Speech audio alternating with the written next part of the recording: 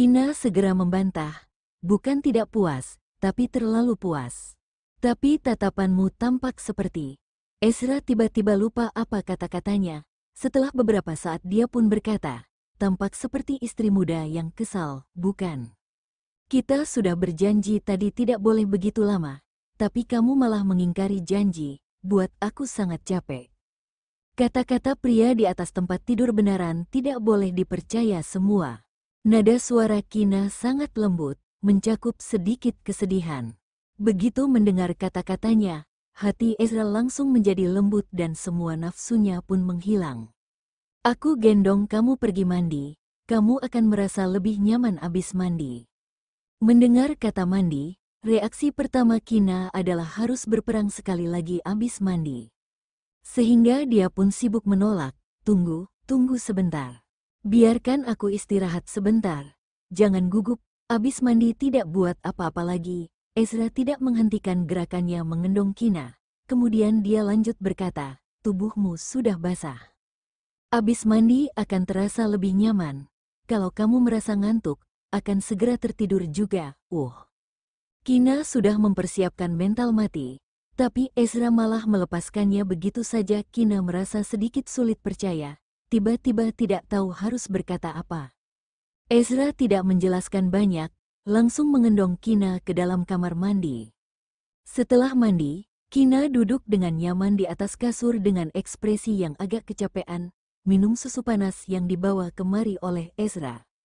Menyadari Ezra duduk di kursi sampingnya, Kina menoleh kepadanya dan sadar Ezra sedang menatapnya tanpa mengedipkan mata. Kina memegang hidungnya sendiri dan bertanya, "Kenapa melihat aku seperti itu?"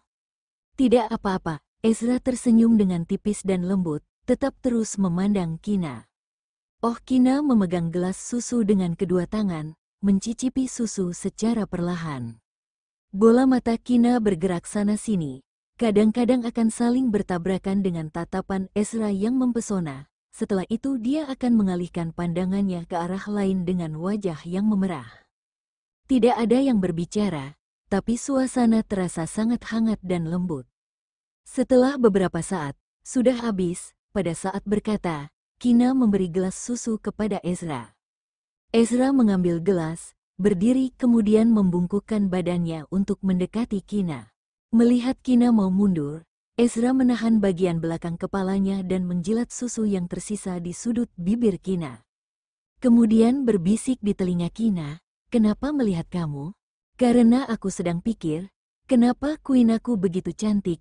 Sampai melihat berapa lama pun tidak cukup." Nada suara Ezra sangat rendah dan dalam, dipenuhi dengan magnet yang menarik orang yang mendengarnya. Jantung Kina berdetak dengan kencang, merasa pipinya sudah mau berasap. Kenapa? Kenapa Ezra tiba-tiba mengatakan kata-kata yang begitu enak didengar? Aku, kamu. Kina tiba-tiba merasa dirinya sudah mau melayang. Dia berkata dengan wajah memerah dengan gugup, Kamu, aku benci kamu. Kenapa tiba-tiba memuji aku cantik? Sampai aku tidak tahu harus berkata apa. Setelah berkata, Kina langsung berbaring dan menutupi dirinya dengan selimut. Meskipun berkata begitu, suasana hati Kina terasa sangat gembira. Senyuman di mata Ezra menjadi semakin dalam. Dia menyembunyikan diri di dalam selimut karena terlalu malu. Benar-benar terlalu imut. Ezra meletakkan gelas susu di meja samping, menekan di bawah tubuh Kina yang ditutupi selimut dan bertanya kepadanya.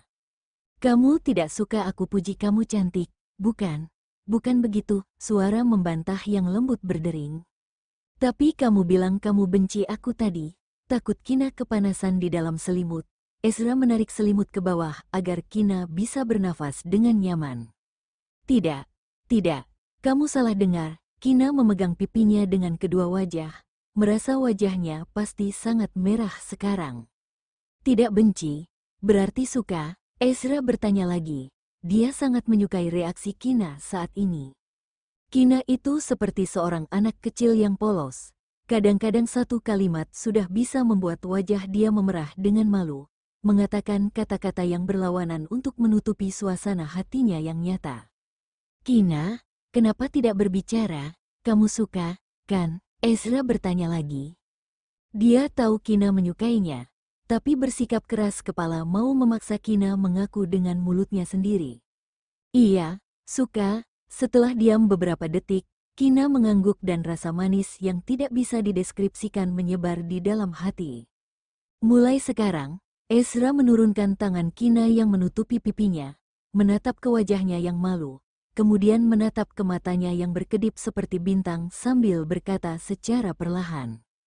Aku tidak suka mengatakan kata-kata manis di internet untuk membuat kamu terpesona.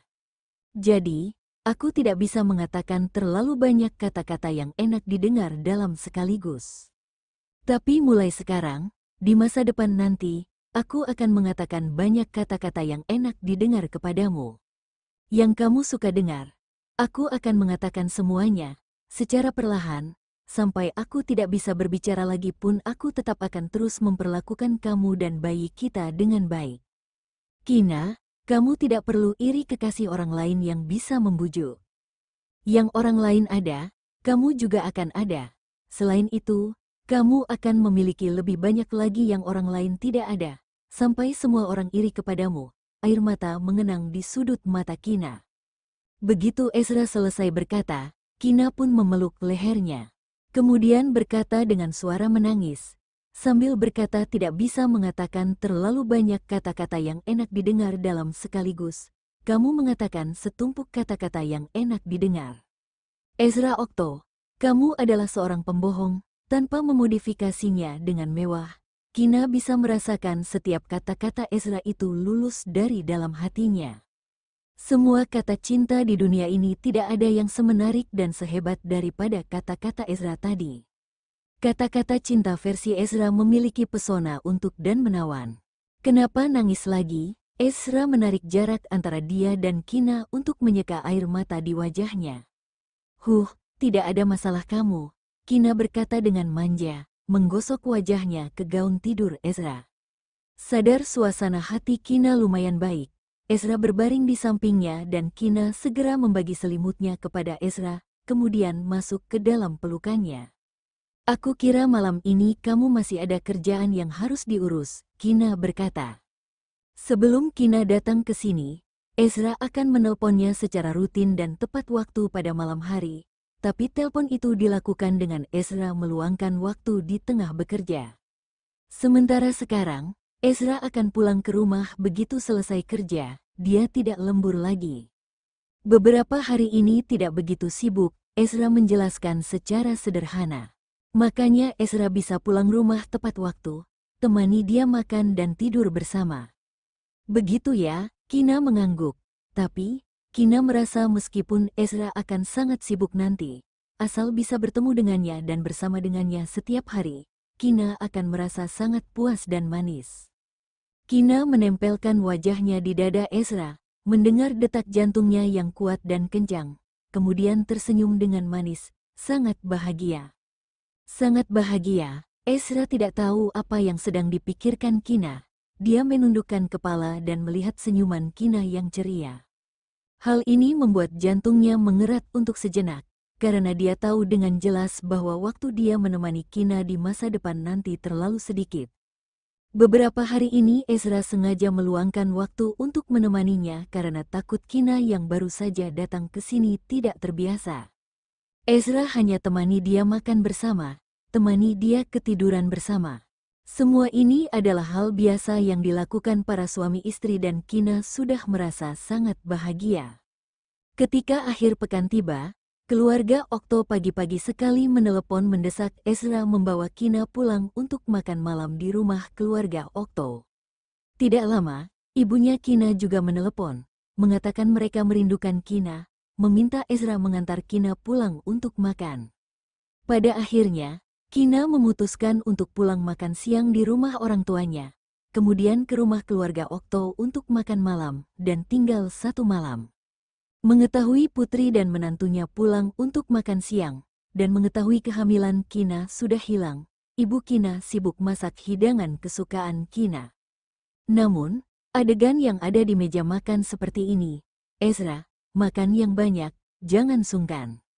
Ibu Kina terus mengambilkan makanan untuk Ezra, seolah dia masak hidangan kesukaan Kina untuk menyambutnya. Bu, kenapa kamu tidak bantu aku ambilkan sayur? Kata Kina sedikit dendam.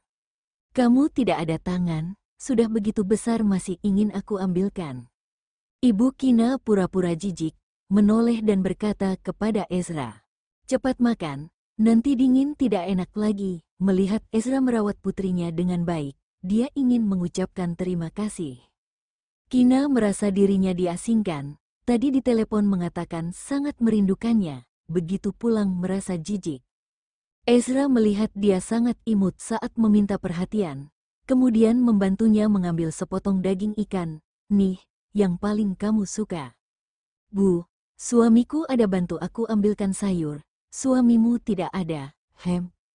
Kina diam-diam melirik ayahnya yang sedang makan, dan sengaja pamer ke ibu Kina. Ayahnya perlahan mengangkat kepalanya dan berkata, aku bantu ibumu ambilkan sayur seumur hidup, siapa yang berani katakan tidak? Kina tercengang, tiba-tiba merasakan kekuatan yang kejam dari ayahnya. Bengong apa? Makan? Ezra menepuk dahi Kina, lalu membisikkan sesuatu ke telinganya. Melihat pipi Kina perlahan muncul warna merah muda samar, senyum manis di bibirnya tidak bisa ditutupi.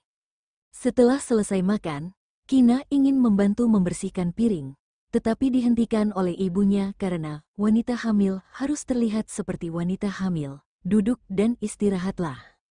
Setelah tinggal di keluarga Libra selama 2 jam lebih, Ezra dan Kina pamit pulang. Dalam perjalanan ke rumah keluarga Okto, ketika melewati Mall Casablanca, Kina tiba-tiba ingat ada sesuatu yang perlu dibeli. Melihat masih pagi, ia meminta Ezra menemaninya belanja. Setelah membeli barang-barang miliknya, ia melewati toko pakaian pria merek internasional. Kina menarik Ezra masuk ke dalam. Petugas yang melihat harga pakaian keduanya cukup mahal, terutama aura pria ini sangat luar biasa kuat. Wajahnya dingin tetapi sangat hati-hati merawat wanita hamil. Petugas segera menyapa dengan hangat, selamat datang keduanya. Iya, kita lihat sendiri dulu. Kina berbicara lebih dulu, menolak untuk dibimbing dan direkomendasikan oleh petugas. Kamu ingin belikan baju untukku? Ezra bertanya dengan nada yakin dan penuh harap. Dia tidak kekurangan pakaian, tetapi kekurangan pakaian yang dibelinya. Melihat Kina menggelengkan kepala, dan berkata dengan senyum muram, tidak. Ezra mengerutkan kening mendengar ini, mengingat dia memilih pakaian untuk pria lain, wajahnya yang dingin dan tampan tampak menegang, dan bibirnya yang tipis berubah menjadi garis lurus. Untuk ayahku, setelah mereka keluar dari rumah keluarga Libra, mereka masih harus pulang ke rumah keluarga Okto untuk makan malam. Ini kemungkinan yang paling besar. Kina masih menggelengkan kepala. Setelah hening beberapa detik, dia berkata dengan marah, kamu ingin belikan pakaian untuk pria lain. Aku tidak akan membayarnya. Ya, sudah tidak bayar. Aku punya uang. Dia sama sekali tidak terima ancamannya dan berkata dengan santai. Ezra terdiam beberapa saat, melihat dia memilih pakaian pria dengan senang, suasana hatinya menjadi sangat buruk.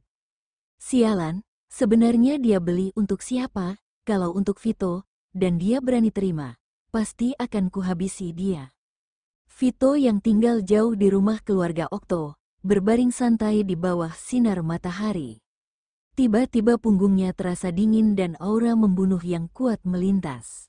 Dia melihat sekeliling dan menggaruk kepalanya. Kenapa bisa ada aura pembunuh? Mungkin karena berjemur, Kina mengambil dasi dan mengukurnya di tubuh Ezra, lalu mengambil kemeja, jas membandingkannya di tubuh Ezra, tetapi ada seseorang yang tidak ingin bekerja sama. Apa? Tanyanya dengan nada kasar. Tidak ada, tubuh orang itu sangat mirip denganmu. Jawab Kina sambil tersenyum, menggunakannya sebagai pengganti untuk membantu orang lain mencoba pakaian. Kali ini, suasana hati Ezra lebih buruk, merampas pakaian dari tangannya dan menggantungnya kembali. Sudah malam, kita harus pulang ke rumah keluarga Okto, lain kali baru beli. Dia tidak akan pernah memberinya kesempatan untuk membantu pria lain membeli pakaian. Tunggu sebentar. Aku beli satu saja, hanya satu. Sudah kupilih, tinggal bayar, sangat cepat. Kina didorong keluar olehnya dan tidak tahan untuk meninggikan suara. Tidak bisa, nada suaranya kuat dan menolak dengan tegas. Kenapa tidak bisa? Aku beli baju untuk suamiku, apa harus minta persetujuanmu? Begitu dia menyelesaikan kata-katanya yang blak-blakan, pria di depannya tiba-tiba berhenti, dan hampir saja Kina menabraknya. Untuk siapa? Merasa dirinya salah dengar, dia kembali memastikan dengan gembira. Yang pasti bukan kamu. Dia mengangkat wajahnya dan mendengus. Melihat ekspresi Ezra yang kaku, dia menambahkan, beli untuk suamiku. Ezra tidak mengatakan apa-apa, malah menariknya masuk kembali. Kenapa balik lagi? Bukankah buru-buru pulang ke rumah keluarga Okto? Kina mengangkat alisnya, sengaja menggodanya. Ezra segera menjawab, belanjalah, kalau kamu ingin belanja. Kebanyakan pria tidak suka belanja. Aku lihat tadi ada orang yang tidak sabar, jadi tidak berani pilih lagi. Ezra merasa seperti mengangkat batu dan menimpa kakinya sendiri. Berpikir Kina membeli pakaian untuk pria lain, dan merajuk. Melihat Kina menyerahkan satu set jas, termasuk rompi, kemeja, dan dasi, kepada petugas untuk dikemas, lalu pergi ke kasir untuk bayar. Dia mengikuti dengan cermat, mau beli beberapa lagi? Aku yang bayar. Dia meremas lengan kecilnya yang lembut dan bertanya dengan lembut. Tidak. Kina menolaknya. Kemudian berbisik, aku ada lihat model baru di majalah fashion. Nanti malam bantu aku ukur. Tidak menunggunya selesai berbicara, Ezra langsung menyela dan berkata dengan tidak sabar. Oke. Kina setuju tanpa ragu. Pesan beberapa set lagi yang terlihat bagus. Keluarga kami kaya, katanya. Kina tersenyum canggung. Dia sedang beri isyarat pada dirinya untuk beli lebih banyak pakaian. Pria ini benar-benar tidak tahu harus bagaimana mengatakannya.